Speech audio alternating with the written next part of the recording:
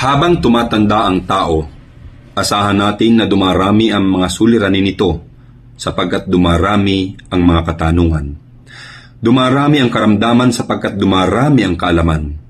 Ang tanong sa bandang huli, ano ang kontribusyon mo sa masalimuot na mundo? Ano ang nagawa mo kahapon?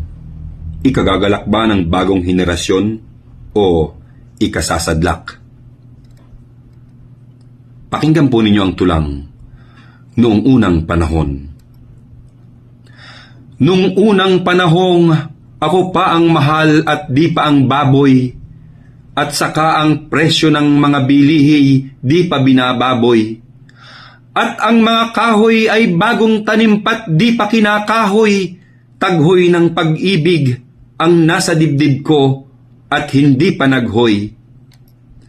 Noong unang panahong ang mga buhay ay butiki pa lamang at di pa marunong tumawa at saka mag-iyak-iyakan.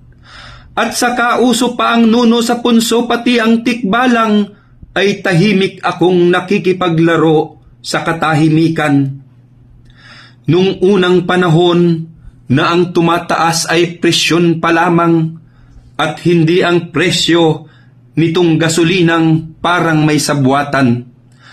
At ang pamasahe sa sinasakyan mo ay pwedeng balikan, ay sagana akong nakikipamuhay sa kasaganaan. Nung unang panahong ang asin ay di pa gaanong maalat, at di pa matamis mangako ang mga dating taong gubat. At ang gubat noon ay virgin forest pa at hindi pa sugat, ay malaya akong nakakapaglibang sa sariling pugad. Nung unang panahong kalabaw pa lamang ang ginagatasan at hindi ang pobreng mga manggagawat mga mamamayan. At ang dila ko raw ay meron pang gatas, ang sabi ng nanay ay payapa akong nakikipagtagpo sa kapayapaan. Nung unang panahong ang virus ay di pa gaanong marunong, noong sa bayag ko ay tungaw pa lamang ang naghihingutong. Wala pa ang COVID kundi kagaw lamang at sa kakurikong kamot lang ang gamot, subalit sa ngayon ay perang malutong. Nung unang panahong ang gamot sa sipon ay singa pa lamang, at saka sa uboy, gin at kalamansing pinasirinuhan. At kapag may lagnat ay wala pang swab test, banyos at suob lang, ngayon ay tiyak nang sa kabi-kabilay pagkakapirahan. Nung unang panahon na maging ang baboy ay di binababoy, natatandaan kong ang mga buhay ay di palaboy-laboy.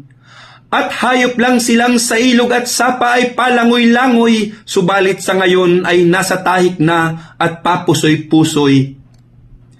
Ang hiling ko na lang sa may mga utak, saka mayroong isip, gamitin ang utak, huwag magpautak at mag-isip-isip.